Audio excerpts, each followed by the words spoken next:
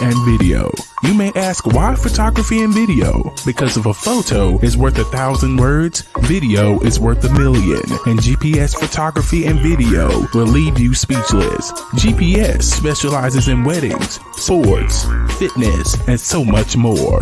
Book your next shoot today at 910-257-0526 or gpsphotoandvideo.com.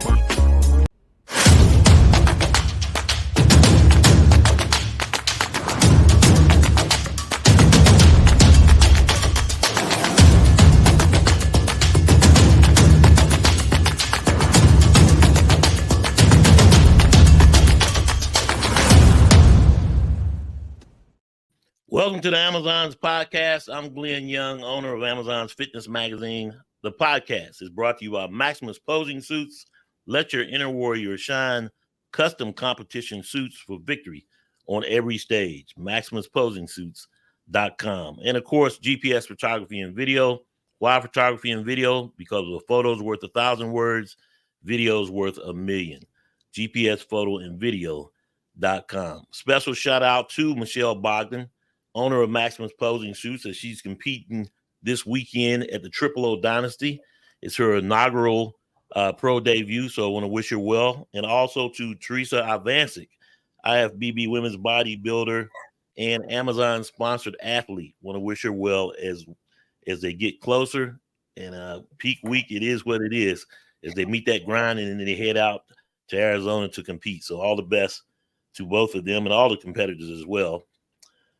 My guest tonight is an NPC figure competitor, powerlifter, motivational speaker, writer, and she just wrote the article, The Right Fit, for the March issue of Amazon's Fitness Magazine, Miss Melissa Bisnet.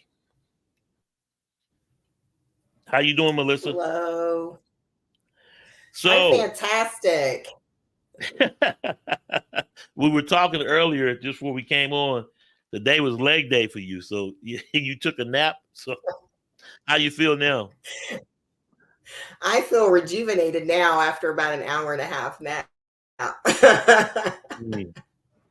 Well, like I said, it's authorized, and take those breaks when you can. So, was this your last workout of the day, or do you had a workout earlier this morning? Right now, I just started my prep. I'm in a 30-week prep. So my cardio is only about 30 minutes, and I do it right after my workouts. I work out first thing, kind of mid-morning after the morning rush goes away with my coach.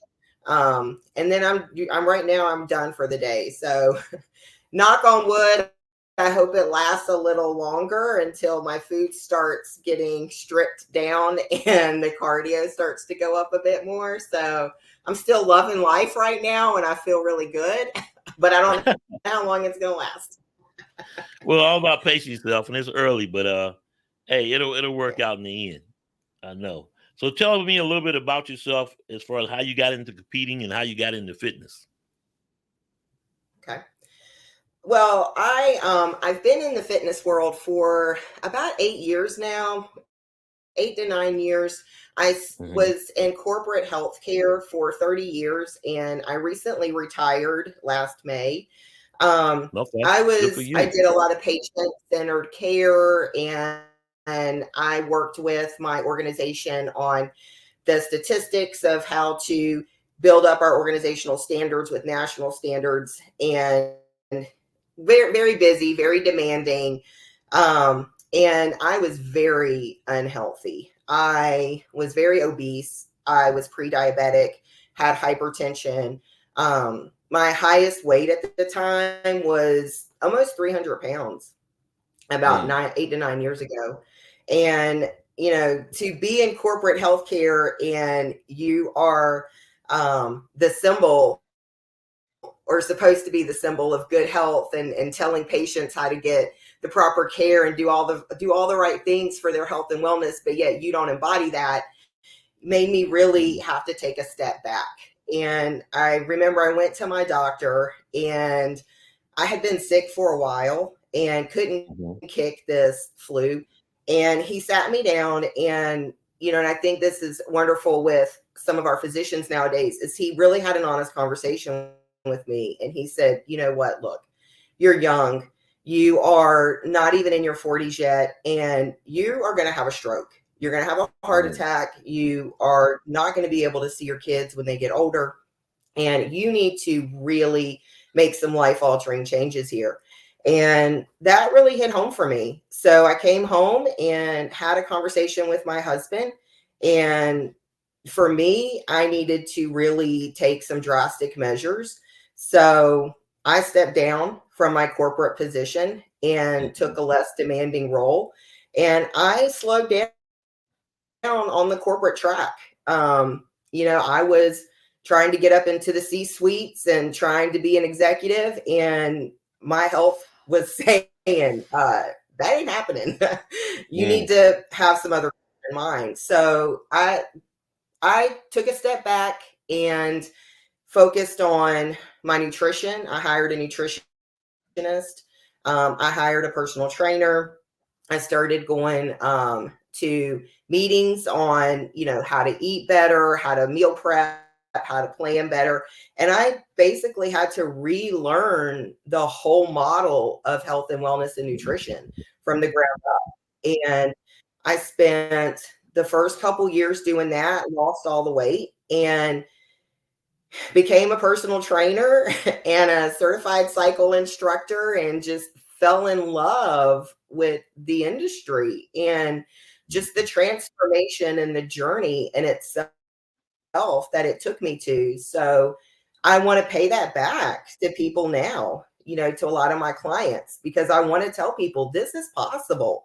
You can transform yourself if you put work in and you believe in yourself. That's great because you're living it and you're showing it as well. And you're being a prime example for them. And so many times out in the corporate world, you get into a sedentary lifestyle and it's a lot of stresses on you. Make this sale, get this bid in. It's a lot can on you, even though you're making great money. And like you say, you're climbing that corporate ladder, but it takes a toll on you as well. So how many competitors do you train? Do you train mostly lifestyle clients or those that are getting ready for the stage? I train, so my niche is pretty broad. I have some competitors that are training for the NPC stage. I have a competitor who does wellness. She went on stage last year. We're kind of taking a break this year. We're doing some growing. I've got another competitor who does physique. We're in a growing stage right now. I have a couple that are new, who are new to bodybuilding and new to NPC, and it's just on a bucket list. And so they're like, I want to get on stage and have that opportunity. So we're really working towards that. So maybe the end of this year, maybe early 2025. So some of my clients who are hitting NPC stages, maybe the end of the year. We're just all kind of taking a break right now, relaxing. I really stress with my clients, you got to have some structure and you have to put boundaries up, because this sport it's very demanding and it takes a lot out of you, and it takes a lot out of the people that support you, your families. So it's really important that you focus on your family, and that when you feel like you need that time, take that time. The stage is always going to be there. So we can always hit it at any time, but take that time with your families and make sure that you have that support behind you. I also train powerlifters. I have a powerlifter that's actually going to compete in November at the Fall Festival in Denver, North Carolina. First time powerlifter. She's actually been training for a couple years now. So I'm really excited to see what kind of numbers she's going to throw. So she's a powerhouse. She's older, I would say she's a mature woman. And she'll be competing in masters. And I just love it. I love all the ladies that are of maturity. I mean, I'm almost 48. And I just love to see us get up there and just kick ass. So it's just so empowering to me. I also I coach all divisions in NPC, but I also dip in my toes and we were talking about this a few minutes ago before the show, Mm. but I'm dipping my toe into Miss USA pageants. So I'm Yeah. actually have a client who's going to compete in that May 5th in about 4 weeks. So we're kind of at the end game, trying to make it to that May 5th deadline. So is she gonna do basically runway, because it's a pageant for Miss USA? So the difference is, I'll do, when you're doing competitive bodybuilding, you're moving from left to right, as a versus when you're on the runway, you're going from north to south. So how is that different from her when she's going on the stage? I mean, obviously she's going for Miss USA, but does she want to do NPC as well, or is her whole goal just to get back to the pageant? No, she is super determined. She wants to do NPC too. So we're getting ready Okay. for it. Their stage presence is a T-walk, and they Yeah. do routines. So they're not set up Okay. with mandatories like NPC is. Right. She is a veteran Miss USA. She's early 40s. She's been doing Miss USA pageants for 20 years.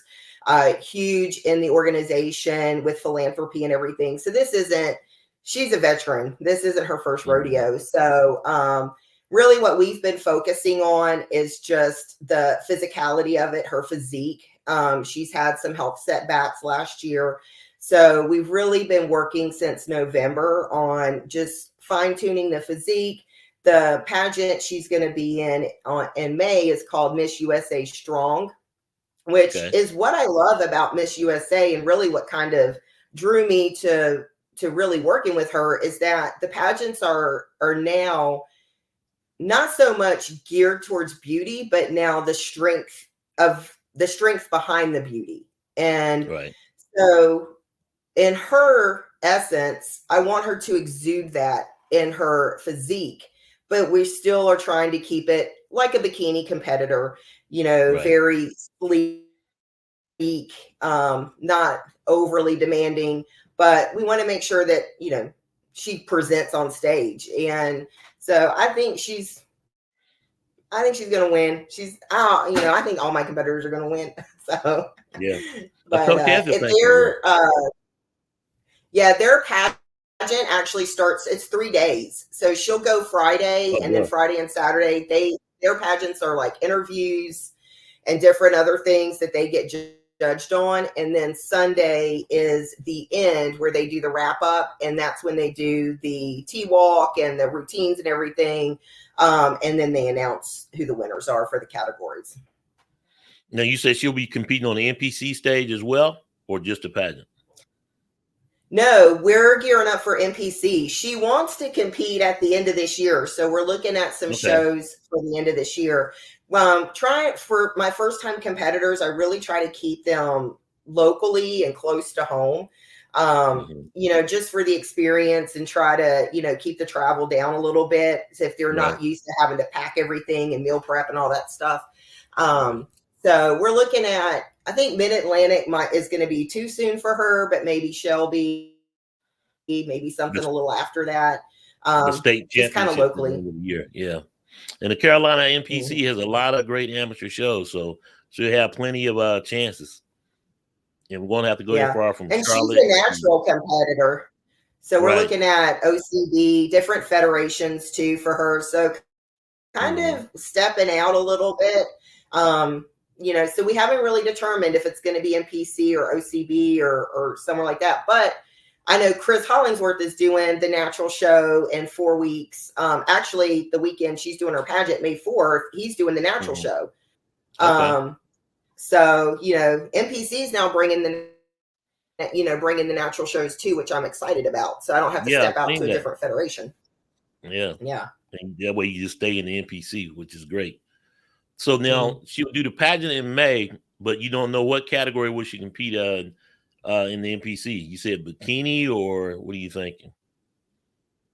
She'll do bikini. Okay. She'll do bikini. Yeah. I try to, with my clients, I try to lead them to where their body naturally falls and naturally develops. And then as we train, if your physique starts to move into a different division, then those are discussions that we have. But she'll be bikini. First time, she doesn't have the muscle depth for wellness, nor the thickness. So, and she still needs the muscle maturity.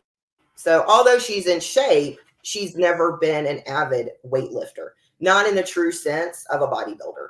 So we're really still working on building that foundation for her. Well, by her doing all the previous pageants, bikini is sort of a comfort zone as well, because that's all they do in the pageants as well. That's one of their areas, is the bikini part. So I guess that's a comfort zone for her, or give her, it won't be such a big shock whether she ends up going up to another division or not. Exactly.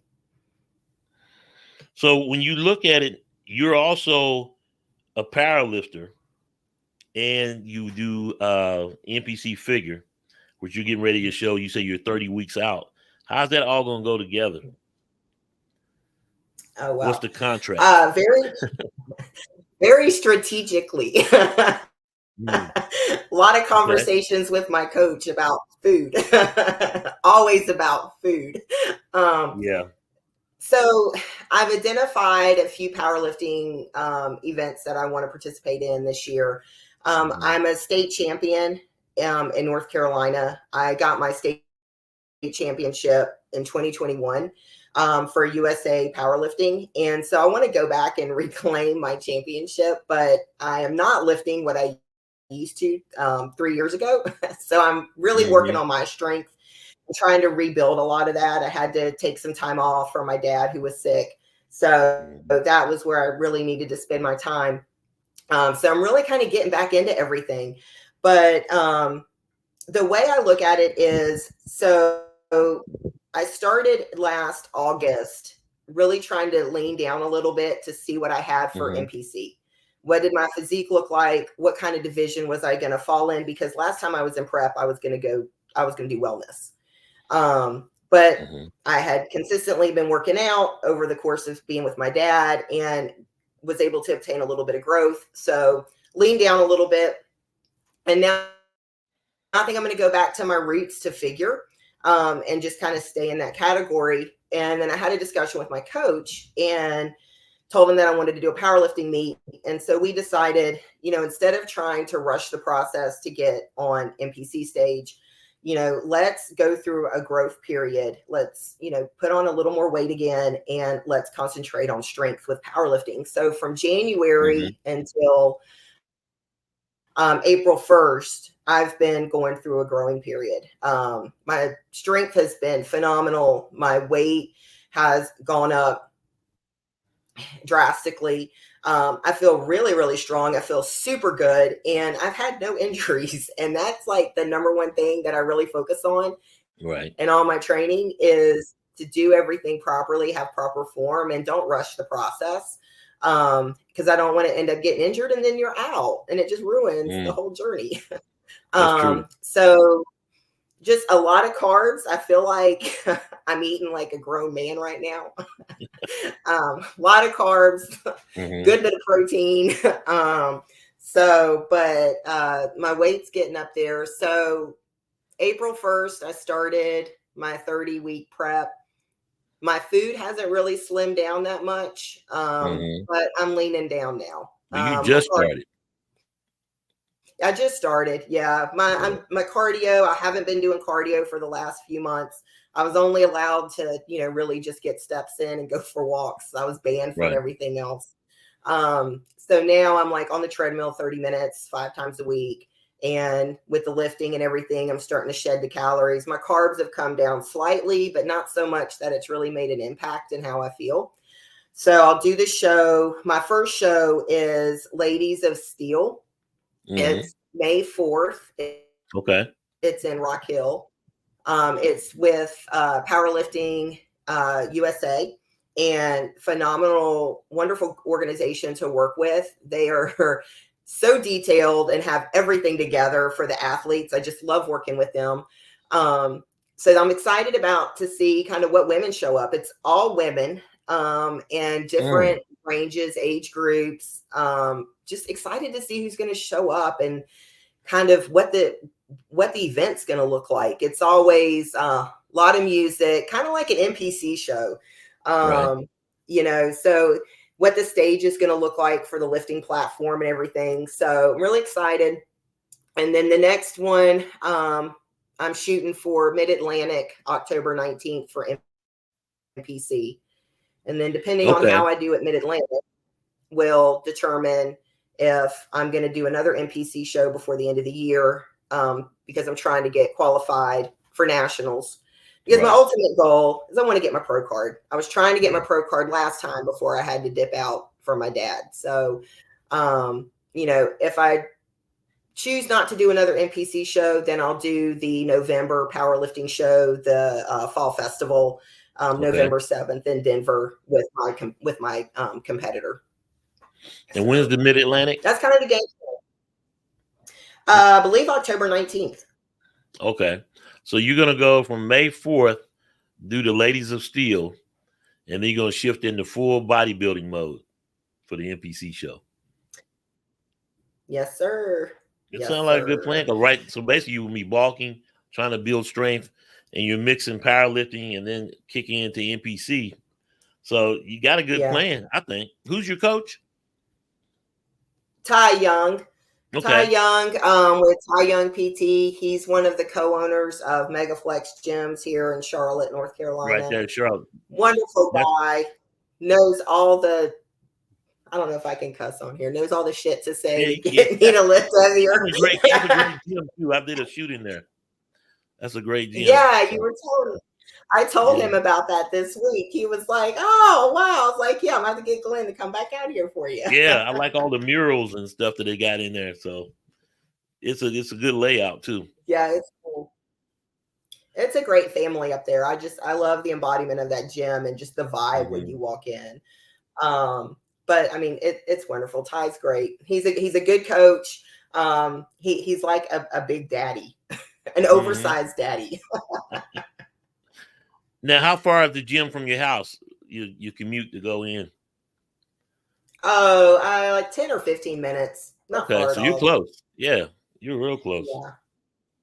Yeah. So I usually train there. I have another home gym that I train at that has a sauna and stuff when I need it later on in prep, but I don't really use it as much unless he says, "Hey, you got to hit that 4 a.m. cardio."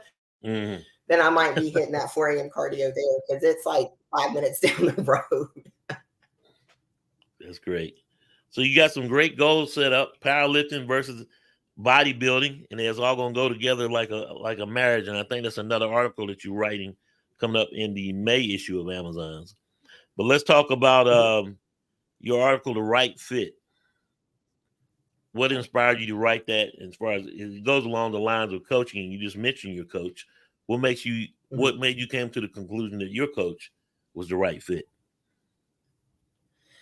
I think it's important for athletes and competitors, and not just elite athletes, but just lifestyle clients, people who have goals, who just, aesthetically want to look and feel better and just have better overall health and wellness.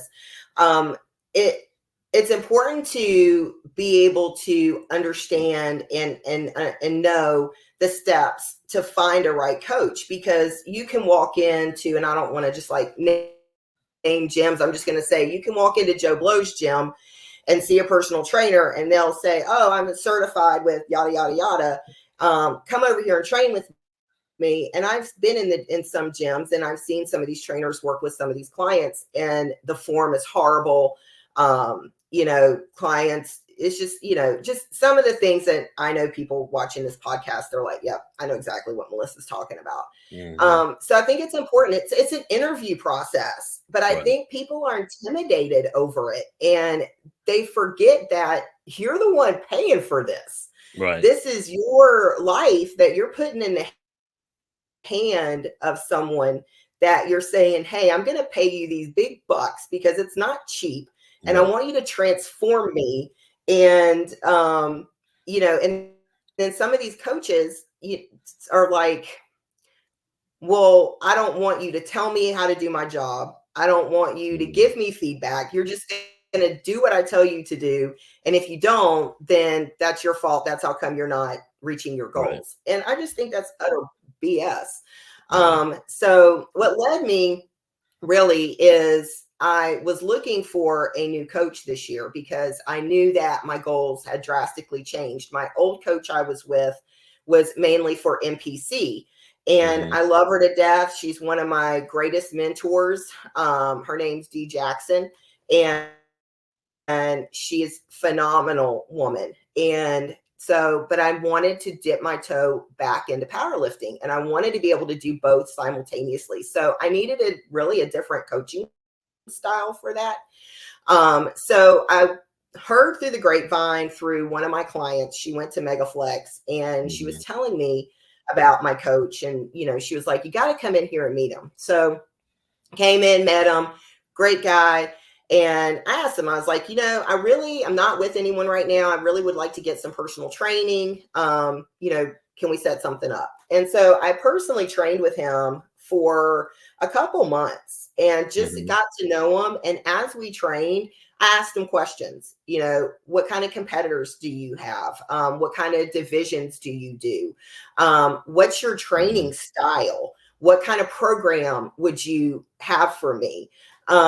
And I talked to his clients who were on the floor because everyone comes in and usually works out as a team. And so I would ask them, what do you think? And they're, and I would get their feedback, and the feedback was just, spectacular. Everybody had such great things to say about him, about the gym, about the vibe in the gym, which to me is super important, is the vibe and where you work out, and do you feel empowered? And so it was an interview process, and I didn't make a quick decision. I took the time. And then when I finally, was like, look, this is what I'm going to do. We sat down.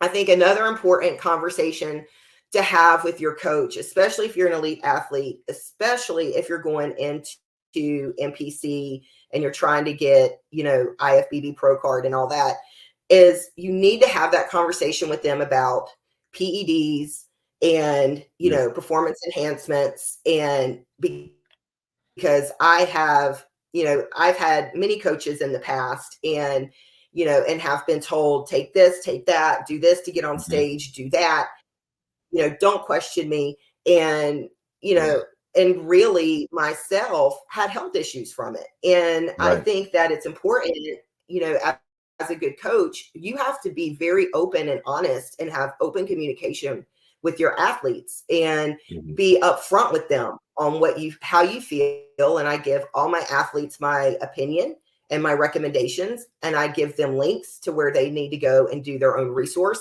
I give them resources, but I tell them, do your homework. You need to be a master of your craft. Don't just blindly follow your coach. It's a partnership. And I think that's where a lot of people get intimidated in it. And that's why I wrote the article, because I feel like you need to step into your own and own it, and own your own health, and demand the results that you want to see. Now, as a coach, I'm going to tell you, if you come and tell me, hey, I want to look like Beyonce in 3 months, but you look like Lizzo, I'm going to say, I'm sorry. Great comparison. But that's not realistic. But we can have a conversation, and let's set up a program that we can make you get the body that you want to attain for. So that's why I wrote the article. I think it's just important that, everybody just be empowered when they walk in, and don't just walk into a gym and think, oh my gosh, all these muscle people around here, they just look like they know what they're doing, and they're just so intimidated. No, we're the nicest people in the world. If you come and ask me a question, even if I'm in the middle of a set, I'm still going to talk to you. So, it's just, I wanted people to have that knowledge. Well, it is intimidating. And you got to admit that, because you're trying to change your life when you go in as a client. And yes, there's a fear factor of it. You think all eyes are on you when you walk into a gym. And then so when you sit down with that trainer or coach that you want to train you to change your life, really, not just in competing for the stage, because it is a lifestyle, Yeah. and you got to admit to it.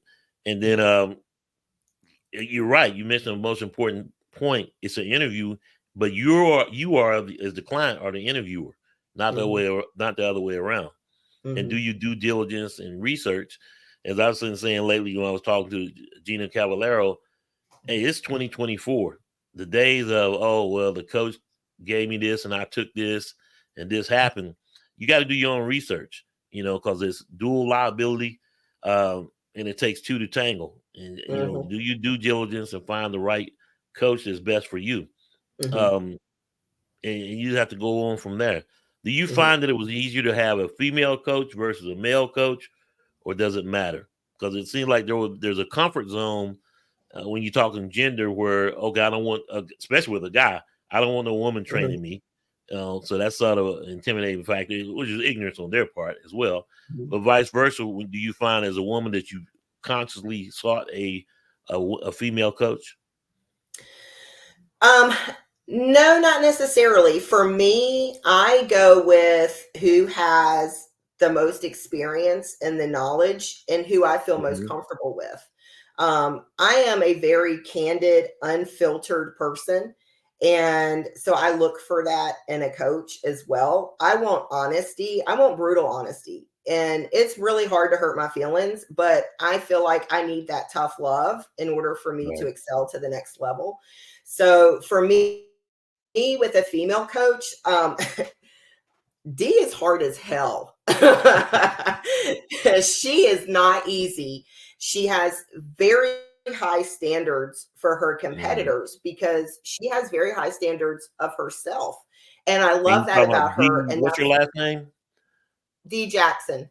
D Jackson. Yeah, I've heard of Yeah. her. She's a IFBB figure pro. She actually went to the Olympia. Mm-hmm. So I love her to death. And I think that, because she has high expectations, she has that of her athletes. And so she Right. taught me a lot. Mm-hmm. And, made me demand more of myself. Um, the reason I didn't really necessarily go pick a male per se, I just went Mm-hmm. with his knowledge base of what he had of the two sports and how to Gotcha. blend them together. Gotcha. Um, so, I do look for, and this is, for females going out and looking at male coaches. One of the things I Mm-hmm. do look at is why the atmosphere is so important to me is that male coach, is he professional when he relates and communicates to his Mm-hmm. female clients, or is he that personal trainer that is just building a roster? And I'm not with Mm-hmm. that. I mean, And just I'm taking married. your money. Yeah. Yeah, I mean, and I'm not about that. I'm very I'm all about competing and I'm serious Mm-hmm. about it. So I'm not in it to get a date. And so that's one of the things I look at. And as a female client, I feel like, look at that professionalism, how they hold themselves when you're looking at like a female versus a Right. male coach. And I have a couple male clients. I really don't train males per se. Uh-huh. It's really only referral based. And the two I have are referral based, have come to me from other clients, other female clients. Right. But they'll tell you I'm hard because I have high expectations. Right. And, so I'm going to make you work twice as hard. And like I told my coach today in the gym, we were talking about one of the girls in there working out. And I said, you don't leave anything on the table. Right. You go until you can't go. Mm-hmm. And I don't know no other way except training hard in the gym. I mean, if it's in the program, obviously programs change, but I mean, you give it your full on. And that's how I train my clients is you're focused when you walk in the door. This is a job. You Mm-hmm. hired me to help you achieve a goal, achieve a transformation. And that's what we're here to do. And we talk and gab and gossip at the same time, Right. but we're here to work. Well, it's a long-term relationship, Yeah. especially yourself. You're in a 30-week prep. So, I mean, that's a lot of time to get to know each other, to build chemistry and Mhm. get you to your goal as well. So it's a partnership long term going in. You got to understand that, because you didn't gain all that weight overnight. You're not going to lose it overnight. You're not going to reach your goal overnight. So you got to understand the process of it. Exactly. So I'm looking forward to your next article, especially as you transition through powerlifting and then getting ready for your show. Looking forward to following your journey. So this is great. Thanks for coming on. I really appreciate you. Give me any other last words that you would have for them out there. Oh my Anyone God. that's looking for a coach, or what are your thoughts? I would say last words are just, be true to yourself and do what you love. And age is just a damn level it up. Don't let it stop you at anything. You can achieve anything you put your mind to. It's all about up here. Right. The rest will follow. And show yourself grace. Show yourself some grace. It ain't how you start, it's how you finish. Because, and you're right, age is just a number, but you need to start. That's the biggest thing, Yeah. You need to start. That's it for this week. The Amazon's podcast is brought to you by Maximus Posing Suits. Michelle Bogdan, as she gets the stage this weekend at the Triple O Dynasty, wishing her all the best. And of course, Teresa Avancic, Amazon-sponsored athlete, hits the stage as well at the Triple O Dynasty this weekend. And of course, the Charlotte Pro is this weekend. You don't have anybody in the Charlotte Pro, or? Not this year. I did last year. I had someone in wellness. Okay. So it's going to be a great show. I'm going to go up there for Saturday and Sunday and look around. I think women's bodybuilding amateur and women's physique is Saturday. So I'm going to be looking forward to that. And then I'll, of course, check out the wellness on Sunday. Melissa Guerrero will be competing there. But it's a stacked class, as they say. And that just means that some of the best competitors in the world are coming because everybody's trying to get that Olympia qualification. Like to tell everyone to like, share, and subscribe. Thanks to all the new subscribers to the website, amazonsfitmag.com, where you can order all the latest issues. Simply go to the site, click on issues, and you can order it from there. And if not, just reach out to me. I have some in the inventory as well. And then, of course, all of those that have subscribed to the YouTube channel, Amazon's Fitness Magazine. We will see you next week. For Melissa Bisnet, we'll see y'all next time. Thank you. Thank you. Really appreciate you. Bye, Glenn. Bye now.